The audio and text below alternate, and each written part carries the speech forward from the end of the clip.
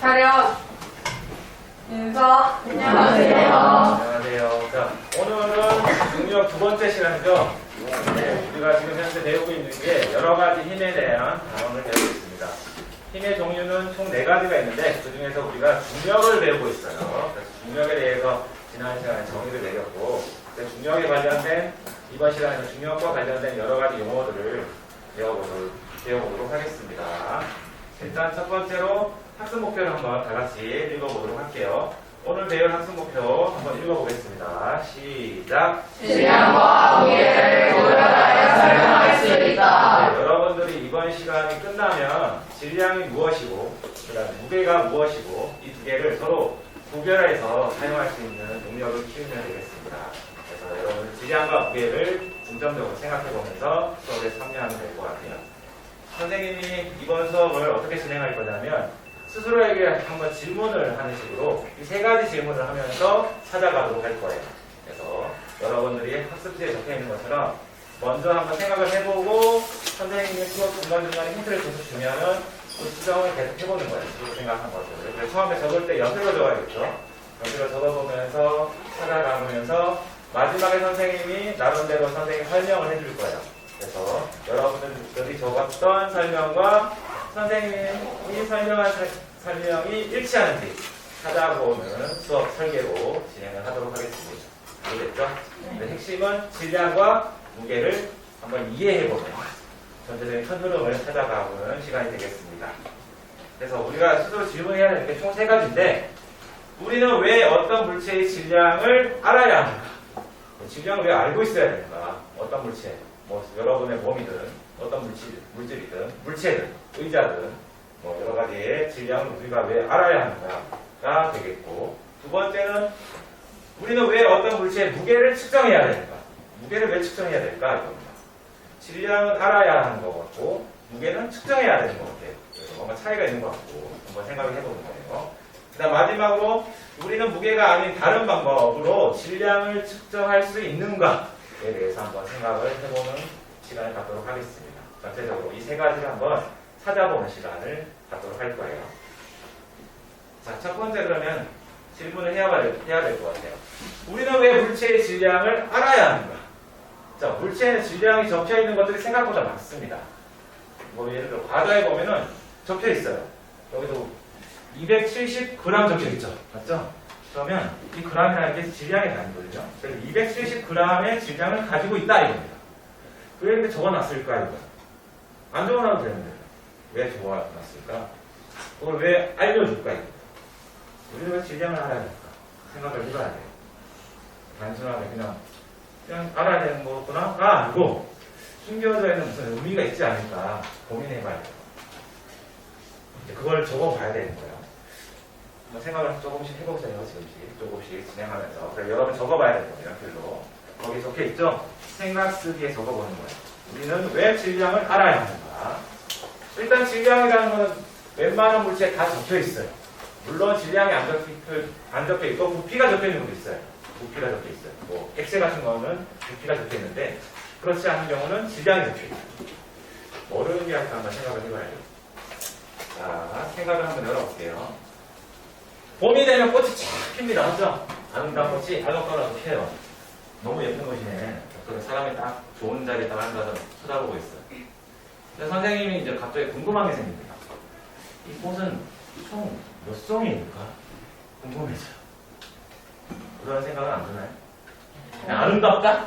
이렇게만 끝나요? 근데 선생님은 야 이거 진짜 얼마나 많이 심었을까? 그냥 뿌렸을까? 하나하나 심었을까? 그럼 하나하나 심었을 것 같아요. 그럼 하나하나 심는데 시간이 많이 들 거고 또 얼마나 많이 심었을까? 생각해봐야 돼요. 자, 이거 하나하나 이제 몇 송일까 세봐야 되는데 직접 하나하나 세보는 데는 힘들지 않을까요? 맞죠? 하다가 까먹고 잊어버리고 헷갈려 맞죠? 그러니까 쉬운 방법이 뭐가 있을까요? 뭐 어떤 방법이 있을까요? 자유롭게 얘기하면 됩니다.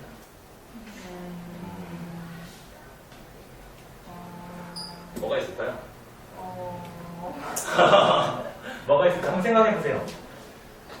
뭐가 있었지? 선생님 잘 모르겠네요. 힌트 주세요. 힌트?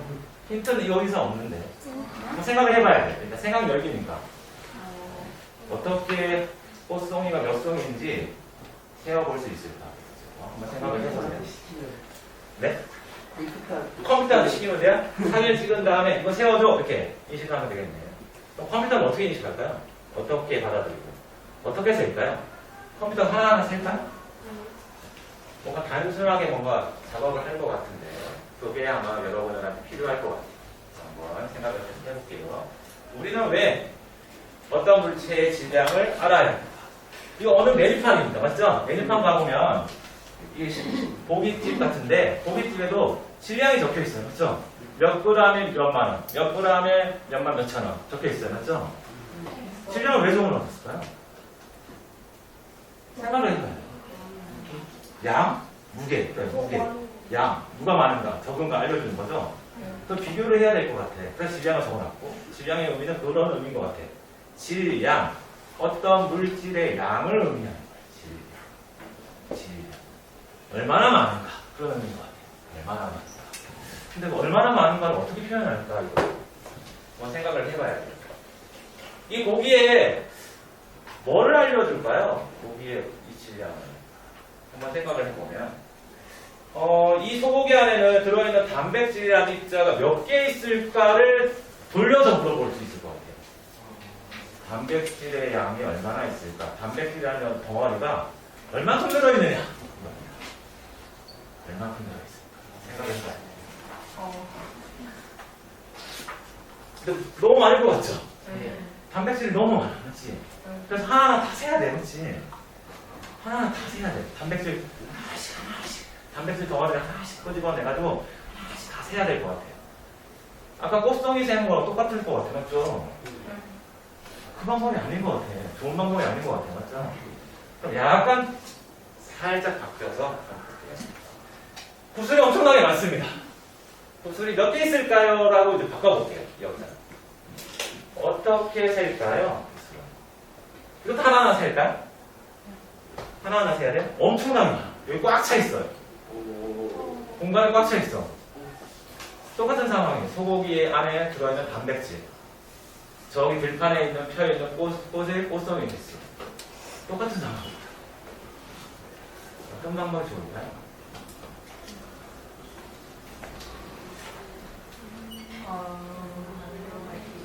얼마나 들어가 있을까?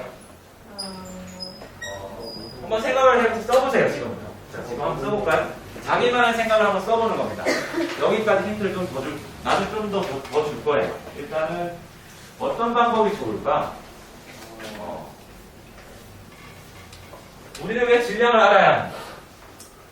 와 관련되어 있는 내용. 지금 보면은 힌트를 좀 더 주면 뭔가 덩어리져 있는 것을 했어요. 꽃송이, 한 송이, 두 송이, 세 송이. 단백질 덩어리 안에 들어있는 게 몇 개인가? 맞죠? 몇 개 들어있느냐? 무슨 몇 개 있느냐를 물었어요. 근데 그거를 질량으로 뭔가 접목시켜서 한번 생각을 해보면 좋을 것 같다.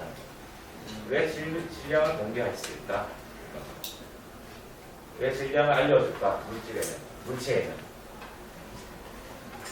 그러면 질량은 뭐를 의미할까? 한번 생각을 해봐야 될 것 같아요. 적어보세요. 한번. 잘 모르면 좀 기다려도 되고 생각을 해보는 것 자체가 중요해요. 지금 질량과 관련이 있을 것 같아요. 우리가 질량을 지금 물어보잖아. 왜 질량을 알아야 될까? 질량에는 뭐 어떤 의미가 있을까?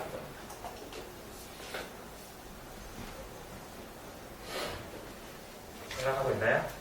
네. 네.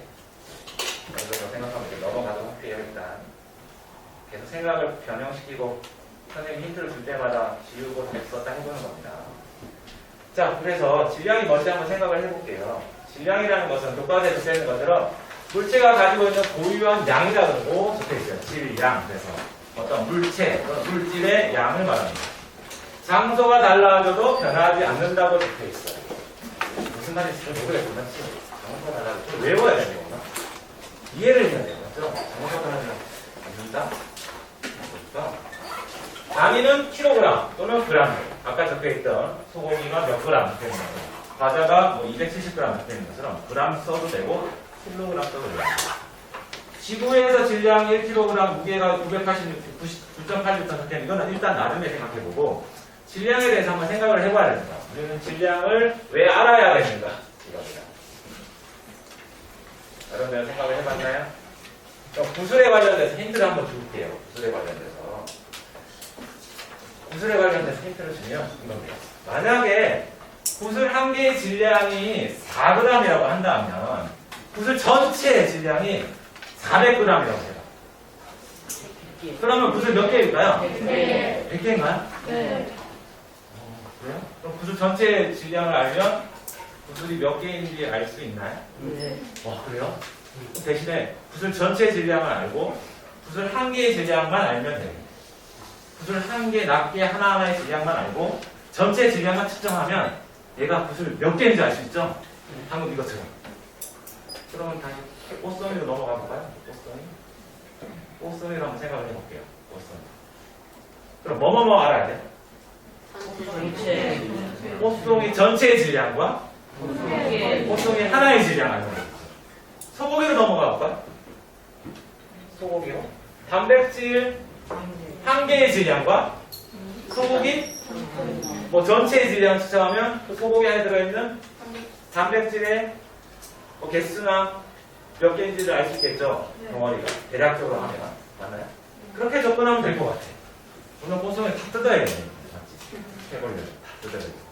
물론 다른 방법도 있을 거예요. 면적으로 해가지고 몇 송이가 들어있는지 해서 전체 면적이 얼마나 되나 하면 나누기 하면 되겠죠? 근데 그게 네. 정확하지 않을 수 있고 이게 거리가 좀 흘러는 걸 수도 있으니까. 맞아요. 거리에 따라서 여기는 찍으면 가까이 있는 거는 꽃송이가 한 3송이만 되는데 저쪽에는 5송이가 들어와야지 같은 면적이 되겠죠. 네. 그럼 면적에 대해서 약간 문제가 있을 것 같아요. 그러니까 질량으로 하면 나름대로 괜찮을 것 같아요. 면적이나 부피는 약간 문제가 있어서 조심스럽게 접근해야 돼요. 그래서 나중에 3학년 때 배울 때 네, 다르게 됩니다. 질량으로 접근하는 방법과 부피로 접근하는 방법이 달라요. 그래서 지금 우리가 그걸 배우고 있어요. 질량으로 접근하는. 왜 질량으로 접근해야 되는지 이제 설명을 해보면 선생님이 첫 시간에 얘기했던 것처럼 3월 첫 시간에 얘기했던 것처럼 과학이란 무엇이라고 했어요? 자연현상을 입자들의 운동으로 설명하는 게 학문이라고 했죠. 입자의 운동으로 설명해요. 근데 중요한 건 입자들이 몇 개 있는 것도 중요할 것 같아요. 몇 개가 있는데 그 입자들이 어떻게 운동하는가를 설명하면 되겠지. 이 공간에 입자들이 몇 개 있는가 세야 돼. 걔네들 어떻게 운동하는지 설명해야 되니까. 많으면 어떤 현상이 일어나고 적으면 또 다른 현상이 나타날 수 있으니까 입자 개수를 세야 될 것 같아요. 그럼 입자 개수를 세는 방법은 하나하나 다 세야 돼. 우리 꽃송이 셌던 것처럼. 근데 언제 다 세요? 너무 많으니까. 어떻게 세요? 쉽게 세는 방법이 뭘까 접근하는 게 뭘 것 같아요? 질량인 것 같아요. 그러니까 쉽게 말하면 질량이라는 것은 입자의 개수를 말해주는 것 같아요. 그 물체가 입자가 얼마나 많이 들어있느냐, 적게 들어있느냐를 의미하는 것 같습니다. 따라서 우리가 소고기를 먹을 때 150g에 만원 하는 거하고 200g에 만원 할 때 뭐를 선택해요? 200. 왜? 양이 많아요. 양이 많으면 거기 뭐가 있는데? 단백질. 그렇죠. 단백질이 많이 들어있으니까. 근데 200g이 많이 들어있다는 의미로 내포하나요? 내포하죠. 맞죠? 질량이 많으면 입자가 많이 들어있어요. 아, 꽃송이 하나가 구슬로 해볼게요. 무슨 말이냐. 구슬 한 개가 4g인데 어떤 누군가가 다른 A라는 학생은 전체 구슬 질량이 400g 들고 있고 B라는 학생은 800g 들고 있어. 누가 구슬을 많이 들고 있어요? B가 많이 들고 있어요. 똑같은 구슬이니까. 그럼 질량은 뭐를 의미한다? 입자의 양, 입자의 개수를 의미한다 라고 생각할 수 있습니다. 이해됐나요? 따라서 질량의 의미는 입자의 개수로 접근할 수 있어요. 근본적으로. 그럼 질량이 많다는 것은 입자가 많이 들어있다 이겁니다. 입자가 많다 또는 입자의 종류가 다를 수 있다 이겁니다. 입자 개수가 같은데 종류가 다르면 질량이 다를 수도 있어요. 좀 복잡합니다. 그럼 돌아와서 자연현상을 입자들의 운동을 설명하는 게 과학인데 입자의 운동도 설명해야 되면 입자의 개수도 알고 있어야 돼요. 얼마나 많은 입자들이 어떻게 운동하는지 또 설명해야 돼요. 그래야 설명이 잘 돼요. 적으면 다른 현상이 나타나고 입자의 개수가 많으면 또 다른 현상이 나타날 수 있기 때문에 중요한 거예요. 입자의 개수. 그런데 입자의 개수를 하나하나 세기 너무 힘들어서 질량으로 얘기한다는 거죠. 그럼 질량의 의미는 입자의 개수라고 생각할 수 있다는 겁니다. 이렇게 입자들이 많을 때는 어떻게 하냐? 세면 안 되고 질량을 세야 돼요. 질량을 알아요. 입자 개수 이렇게 하고 막 세보면 숫자가 병 더 넘어가요. 너무 많아서.